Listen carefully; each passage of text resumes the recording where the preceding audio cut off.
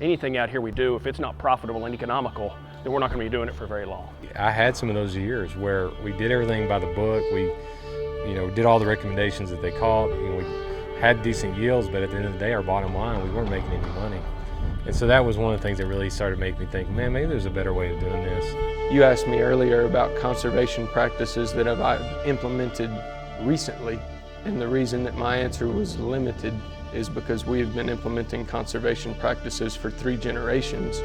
Farming means everything to my family. We've been on this land for 100 years, and it's provided a livelihood for 4 generations, going on 5 generations now. And if we don't take care of this land and our production continues to decline, there won't be enough profit margin in this to continue.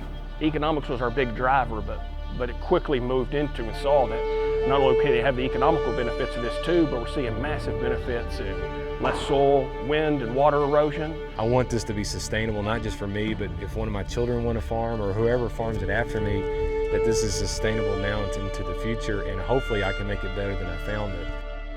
Farmers are the greatest stewards of the land. They are doing everything they can to conserve the soil, to improve the soil, and enhance the longevity of their farming operation for generations to come. One of the major things that we always got to keep focused on is farming for them. Yes, it's a lifestyle, but it's also how they bring food to their table. And so we can never lose sight of how important it is to ensure that all the research and the extension work that we're doing, it's towards improving not only the overall sustainability of the agronomic system, but also a long-term sustainability and the well-being of our farmers. Soil health has really sparked some interest amongst farmers, scientists, and different institutions to really try to capture what is going on in the soil and how different production practices can influence soil health. According to NRCS, the definition of soil health is the continued capacity of a soil to function as a vital living ecosystem that supports plants, animals, and humans. And across the High Plains, I feel like we are challenged with really trying to capture all aspects of those. The way we impact our farmers is highly dependent upon the interaction of our research scientists and our extension personnel. Our research faculty is very, very focused on the science, very focused on trying to really separate some of the differences between products, for example, that are available to the farmer. But then we as extension folks need to pick up that information and translate it into a way that we can communicate directly with our growers. So through our conversations with farmers, they're implementing things such as cover crops, crop rotations, trying to reduce the amount of tillage, the number of tractor passes that they have across the field. And through all of these practices, we are seeing improvements in the soil, not just from a biological standpoint, but also a chemical and a physical. We're seeing improved soil structure, increases in cation exchange capacity, and the ability of that soil to hold on to not just water, but nutrients as well. Compared to other regions of the United States, those changes may be much slower here just because of the harsh environment that we're working. But farmers are doing an excellent job, and we are seeing those changes in soil health. Previous year's rye crop was exceptionally large. That's why there's still so much rye trash left. It was about double this when we planted. A lot of it has broken down, but the rye was about 6 foot tall when it was terminated last spring. And so there's still a good bit of, you can see with the rice, cereal rice straw that's left here on the top of the ground. It's covering a lot of it. And this is the sorghum Sudan, the hay grazer. Maybe some millet here. Here's some millet heads. You can see there's still a little bit of moisture left under the residue here. And you can dig a little bit with your hand. And there's even an earthworm showing up, or a couple of them. We're seeing these because we've stopped tilling the ground. It's when we saw the earthworms start to show back up. And they don't like large temperature swings, and the cover on the top of the ground helps promote a lot of that. Doesn't get real hot, real cool, and so they're able to stay at the top and kind of munch on and eat some of this stuff. That's what's helping us break a lot of this trash down. When we were plowing this ground, we never found any earthworms, and so, I mean, you can find some now, I mean, large for West Texas. I mean, those are some on some of the smaller side, but anyway, it's just amazing the size of worm you can find too, after years of never having any. I mean, growing up as a kid, we never found worms in any of these fields, and so. That's awesome. Yeah, it's really good. My name's Chris Verrett. I'm a 4th generation farmer in Crosby County, Texas. Family farms between Rawls and Cone, and my family settled here in 1917. When I was a kid, I remember my great-grandfather still farmed, and so you know, that's what's great about farming, and most of the time it's a multi-generational business. There are some things that my father or my grandfather did in production agriculture that I don't agree with, but I don't blame them because they were just doing the best job that they knew how to do at that time. My family migrated here from Comanche during the Dust Bowl in the 30s, and we landed in south central Terry County and kind of migrated to the eastern part of the county, and that's where we've stayed. So we're 90 years going on 100. This part of the world was really rough during the Dust Bowl. There's still scars to this day where we have shinry ridges and abandoned home sites, and it's just a really sandy country, and when it doesn't rain, it blows away.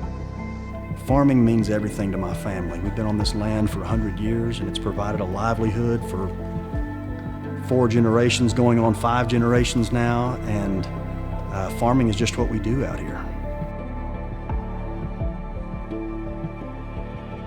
Farming, in one way, has not changed a whole lot in the last 50 years, but in another way it has. I mean, especially on the organic side, we're still having to till the ground to combat weeds and soil erosion because we don't have access to chemicals like conventional farmers do to combat those things. And so we're actually have gone back in time a little bit technology-wise and planting it the way my grandfather did and working the land the way my grandfather did 50 or 60 years ago. My operation is 2/3 dry land and 1/3 irrigated. Very small percentage of that is drip irrigated. The biggest changes predominantly is under irrigation. We've started putting in winter cover. That would probably be the largest change that we've made, and a lot of that has to do with not having the sand fight pivots. Now we're starting to see, well, if we can use herbicides and different technologies, or even on the organics where we can use cover crops to help the soil, I think it really brought about some significant changes that they just didn't know any different. We farm in Dawson County, which is the southern part of the southern plains of Texas. We're predominantly a cotton farmer. However, we do a lot of rotation. When we're not growing cotton, we're either growing a small grain crop, whether that's wheat, rye, grain sorghum, whatever that is. And if we're not growing a cash crop, what I mean I'm going to harvest and sell, we're growing cover crops, trying to improve our soil, bring diversity and life to the soil. I was always had the benefit of my dad and my uncle both were never afraid of change on the farm. You know, we've had dry years since we've been doing it. We were able to get a cotton crop, a dryland cotton crop grown. We're some of the few people in the county to get one without any rainfall before that. And so even in a fairly dry year, my neighbor's fields will run through your fingers. You know, and mine is still held together by some roots and some structure, and you know, it's got some worm channels in it, and you can see it's at least got something hopefully living and trying to hold it together. That system has been proven out a lot, you know, since then and since we started doing it, and so I really do feel like we're in a much better position. I've got 1,500 acres of organic crops, predominantly cotton. We do have some peanuts and some wheat that we rotate with, and we try to rotate every year to some alternative crop. But this year, I happen to be predominantly cotton, and that just changes as markets and weather allow. But usually the small grains crops are a necessary part of our rotation, but aren't super profitable. But we've seen what it's like not to add those into our rotation, and we start getting disease, and our soil has got a lack of organic matter in it, and the small grain crops really do help improve that. So I think across the high plains of Texas, we could talk to 100 different farmers, and they would have 100 different stories to tell us about what challenges they've experienced, what their unique situations are, and how they have made conservation practices work on their farm. They're all going to be a little different because we have such a diverse environment across the High Plains, whether we're talking soil textures or we're talking irrigation capacities, whether or not they're dry land or they do have the ability to irrigate, we're very different. And so to me, one of the exciting things about working in agriculture in this region is that it is so unique. I think certainly from an extension standpoint, what we're always trying to accomplish is to ensure that the recommendations that we're making to them are regionally focused. A lot of times when we look at research that's being conducted at other locations across the United States, oftentimes what we see is that those do not necessarily directly translate to what we see here in the South Plains. And so it is always important for us on the extension side to be able to recognize that there are some limitations that come with the environment that you're trying to grow your crops in. So the aquifer is depleting, and we've known it for years here. Water has been tapering off for probably 20 years, and pivots are getting packaged down, but at a certain point it becomes a mechanical engineering issue.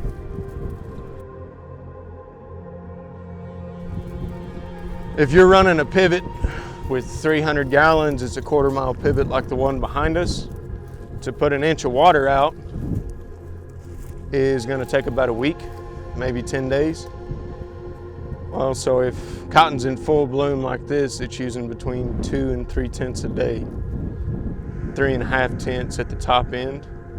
So if that pivot takes 10 days to get around, where you started that pivot, by the time it gets back around to it, it's used 3 tenths, 10 days. You cannot put enough water back to replace what you're using.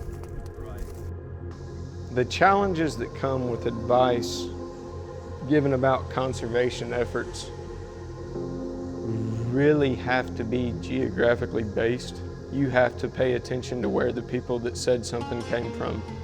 And I feel like something that's been lost a lot lately when discussing soil health on dry land acres and in a semi-arid region is water conservation.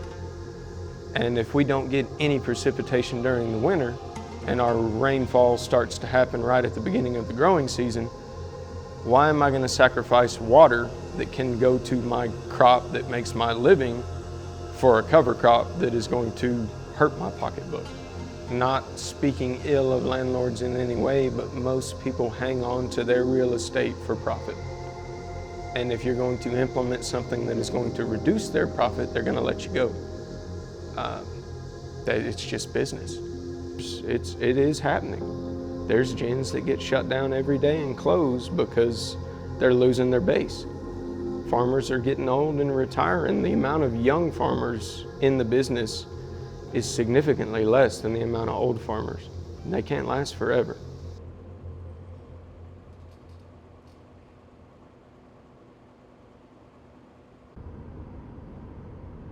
I think a lot of times the general public forget that farmers, yeah, we grow crops, yeah, we feed and clothe the world, but we're still business owners too. We've got to make a profit. And if a farmer doesn't make a profit, he's out of business. And I also don't think the average consumer understands the amount of risk and capital it takes to just grow that food or that fiber that they are consuming or purchasing. It's a lot of risk with a lot of times very little return. And so that, there's some economics that I think from a soil health, regenerative agriculture that intrigue me, that if I can, instead of applying a fertilizer, can I not grow my own fertilizer when our atmosphere is full of nitrogen? Can I not capture some of that nitrogen and put it in the ground through a legume crop and other things?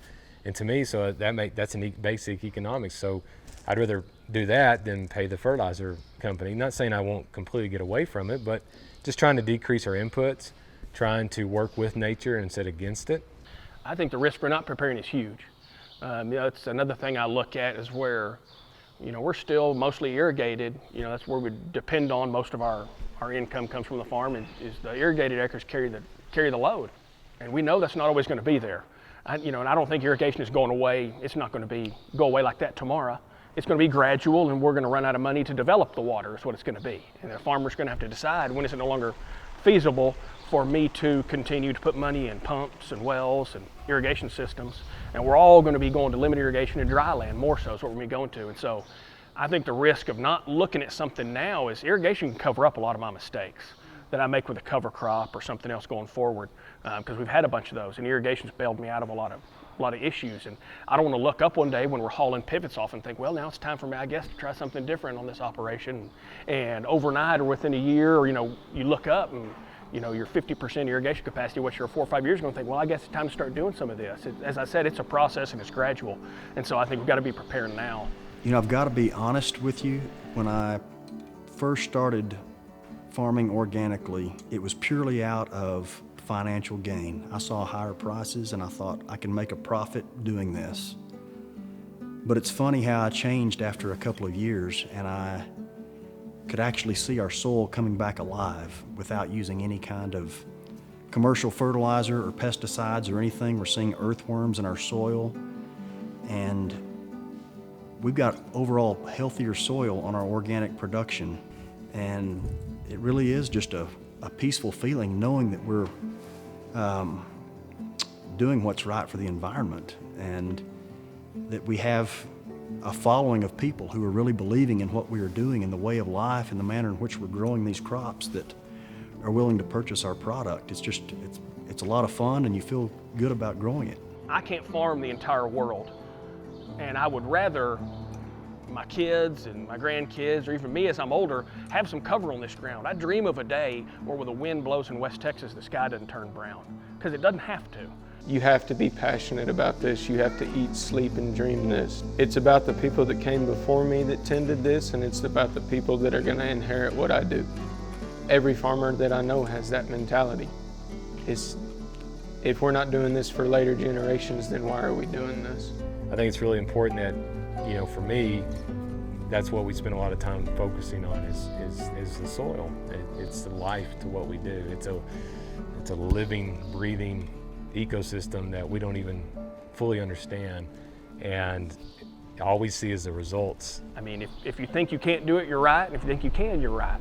And so both of those mindsets are correct out here, because I can assure you it can be done. Everybody's system looks different. It's not going to look just like the Midwest, but it can be done. But somebody's got to make up their mind that that's the direction they want to go. Nothing stays static or the same in anything that we do as we go along, and so farming is no different than that. And so I think we got to continue to evolve if we want to survive in the industry. I just think over time we're learning and growing, and there's just been so much change and production agriculture. It makes it fun. I mean, I feel like some things are changing at a rapid pace, and so it's awesome to be a farmer right now. As researchers, we have to continue to think in the future. We have to figure out what is going to be the best for the environment, but we can't lose track of what's going to be profitable for the farmers. I am a believer that technology will play a very important role in ensuring long-term sustainability of agriculture, and that will also bring in turn an improvement in the well-being of our farmers.